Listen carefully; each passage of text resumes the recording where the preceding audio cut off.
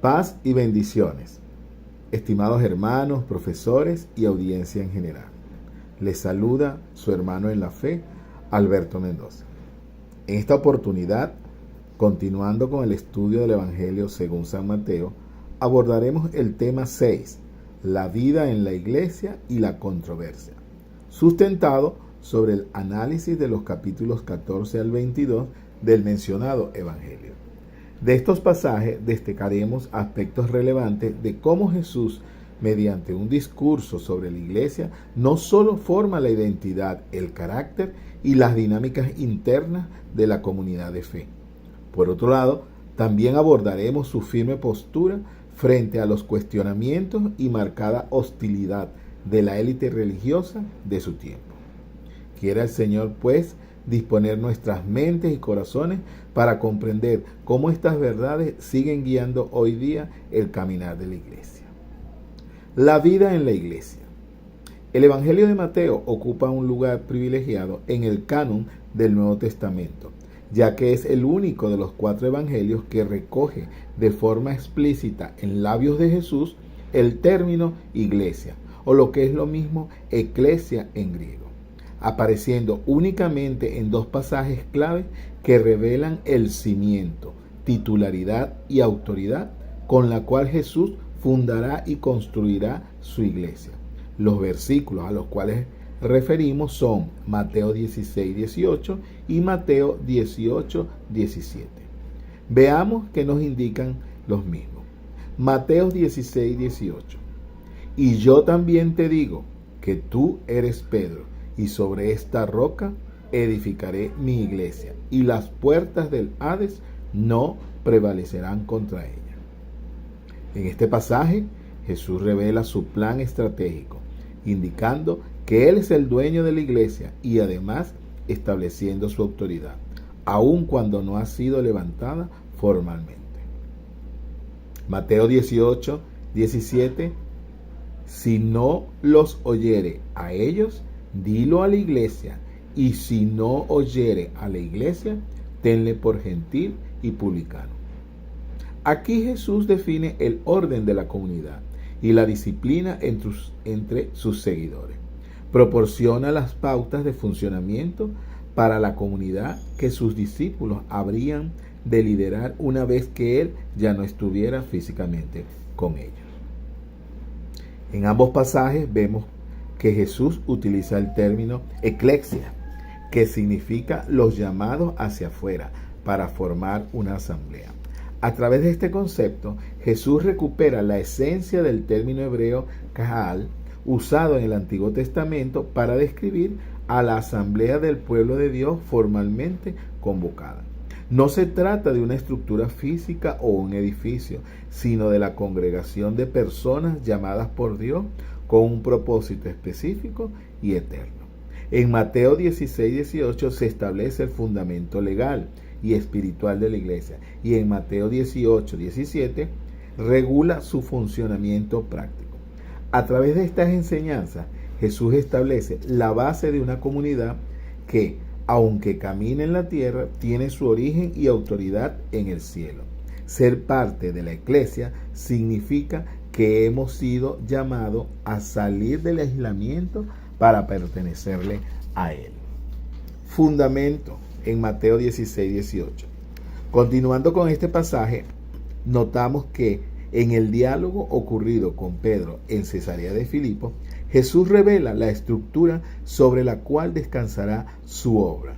En este sentido, es vital comprender la distinción lingüística que Jesús utiliza para honrar a Pedro sin restarle centralidad a la verdad teológica. Es decir, Petros, piedra, se refiere a Simón Pedro como individuo, una piedra o fragmento de roca. Petra, roca firme, representa la base inamovible de la iglesia. Esta roca es la confesión de fe que Pedro acaba de pronunciar. Tú eres el Cristo, el Hijo de Dios viviente. Pedro actúa aquí como un representante de los creyentes, cuya confesión de identidad de Jesús es el cimiento de todo. Es decir, que la asamblea se erige sobre la confesión de fe que Jesús es el Cristo, quien es la piedra angular. Por otro lado, en el mismo pasaje de Mateo 16 y 18, Jesús introduce el concepto de propiedad divina al utilizar la frase mi iglesia. Aquí Jesús declara su posesión exclusiva sobre la comunidad. Ningún líder humano, pastor o apóstol es el dueño de la congregación. La iglesia le pertenece únicamente a aquel quien la edifica. Esto establece el principio doctrinal de su origen divino. La iglesia le pertenece a Jesucristo. Esto significa que nos da una libertad maravillosa. Nuestra seguridad y nuestro valor dependen del cuidado directo de Jesús. Le pertenecemos a Él y nadie más es dueño de nuestra fe. Al reconocer que somos su propiedad, entendemos que nuestra base no es el esfuerzo humano, sino una roca que nada le puede sacudir. En otro orden de ideas, cuando Jesús promete que las puertas del Hades no prevalecerán contra la iglesia, nos indica una verdad escatológica significativa al interpretarse que ni la muerte ni las potencias espirituales de las tinieblas tienen la palabra final frente a la comunidad cristiana, estableciendo así una total seguridad para el creyente. Entender que el Hades no prevalecerá nos permite vivir con una valentía que el mundo no comprende, sabiendo que estamos en el equipo que ya ha vencido la muerte. Esta seguridad inamovible es la que nos permite relacionarnos con los demás desde el amor y no desde el miedo. En Mateo 18, del 15 al 20, vemos que Jesús no dejó una comunidad a la deriva, sino una iglesia local articulada con autoridad, para cuidar de sus miembros y preservar la santidad. La autoridad de la iglesia no es autoritaria, sino restauradora. Se presenta a la iglesia local con la capacidad de atar y desatar, es decir, establecer lo autorizado, prohibir o aplicar la disciplina y restaurar a sus miembros. Vivir en comunidad no significa ausencia de conflicto, es saber con sabiduría cómo resolverlos bajo la autoridad de Jesús. En Mateo 18, así como en Mateo 16, cuando Jesús nos otorga la autoridad de atar y desatar, utiliza un modismo rabínico que significa prohibir o permitir, y en el contexto de la comunidad se refiere a la autoridad para disciplinar o reinstaurar miembros para mantener la salud del cuerpo. La promesa de Jesús de estar donde están dos o tres le da legitimidad garantizada a la iglesia al estar Jesús presente en la comunión activa de sus seguidores. Y esto no debe entenderse como un consuelo para reuniones pequeñas. Es el motor de nuestra comunión. Su presencia real en medio de nosotros es lo que hace que la reconciliación sea posible. Él es quien llena de autoridad nuestras decisiones cuando buscamos la restauración del otro. Una comunidad cristiana que prioriza ganar al hermano por encima del orgullo personal se convierte en un faro de luz irresistible para el mundo exterior. Como conclusión, podemos señalar que la iglesia, según el diseño expuesto en el Evangelio de Mateo, es una comunidad de propiedad divina, equipada con autoridad celestial y enviada con un propósito global. Al caminar en obediencia a estas verdades, podemos descansar en la promesa final de nuestro Señor. Yo estoy con vosotros todos los días hasta el fin del mundo. Mateo 28:20. Ahora bien, con relación al otro punto referente a la controversia que se expone en Mateo desde el capítulo 14 al 22, es de observar que en dicha sección se narra el clímax del enfrentamiento entre la autoridad divina de Jesús y la estructura religiosa y política de su época. En estos capítulos, el Evangelio pasa de una fase de revelación del reino a una fase de oposición, de confrontación directa y abierta, para dar paso al escenario de la pasión o el cumplimiento del periodo final de la vida terrenal de Jesús. La sección destaca cómo Jesús prioriza la pureza del corazón por encima de los rituales externos y las tradiciones religiosas que tratan de invalidar la verdad divina.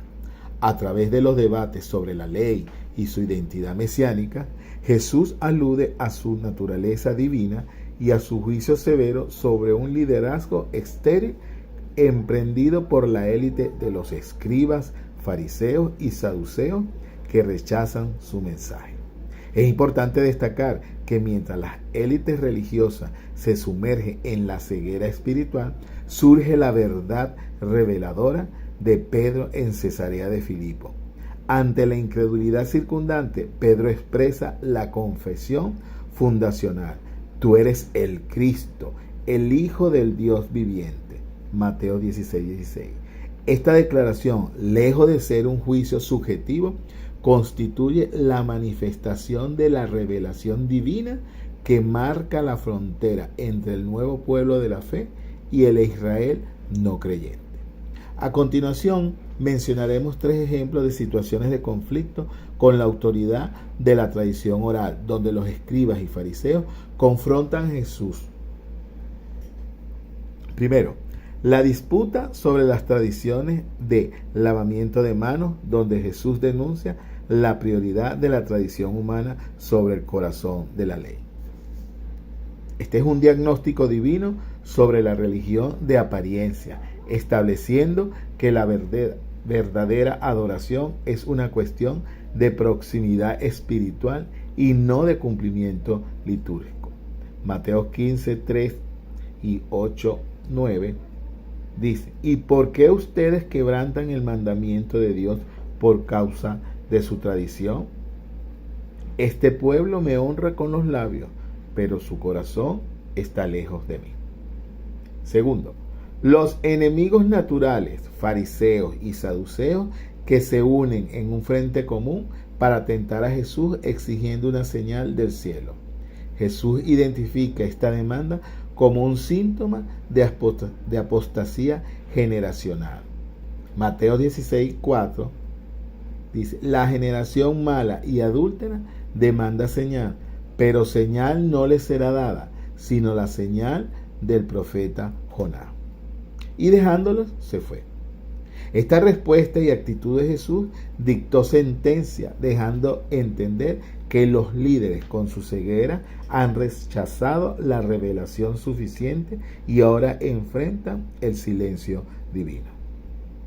Tercero, las controversias en el templo dirigidas por fariseos, saduceos y herodianos para acorralar a Jesús mediante dilemas teológicos y políticos. Esto constituye el clímax en el recinto del templo, donde la controversia adquiere un matiz de juicio ejecutivo. La purificación del templo y la maldición de la higuera simbolizan la esterilidad espiritual de la nación y su inminente juicio. En medio de trampas dialécticas sobre el tributo y la resurrección, Jesús establece la distinción de esferas de autoridad. Da pues al César lo que es del César y a Dios lo que es de Dios. Mateo 22:21. El ciclo cierra con Jesús silenciando a sus opositores mediante un desafío exegético sobre el Salmo 110, demostrando su preexistencia y señorío. Para finalizar, mencionaremos otros pasajes clave de referencia al tema tratado de la controversia. Mateo 22:29. Respondió Jesús y les dijo: erráis ignorando las Escrituras y el poder de Dios. Aquí vemos a Jesús que denuncia la raíz de toda la apostasía y el error doctrinal, la desconexión entre el desconocimiento exegético y la experiencia del poder soberano de Dios. Mateo 22:4. Dijo el Señor a mi Señor: siéntate a mi diestra hasta que ponga a tus enemigos por estrado de tus pies. Este es un argumento cristológico supremo que establece la deidad de Cristo como Señor de David, Jesús trasciende el linaje humano para reclamar su trono divino. A modo de conclusión, el análisis de las controversias en el Evangelio de Mateo, especialmente los enfrentamientos de Jesús con fariseos y escribas sobre la ley, revela una enseñanza central para la fe cotidiana. La verdadera piedad no consiste en el cumplimiento formal de normas, sino en la transformación del corazón hacia el amor, la justicia y la misericordia. Se evidencia así un llamado a superar las apariencias, recordando que la fe se corrompe cuando la reputación piadosa se antepone a la integridad interior. Muchas gracias.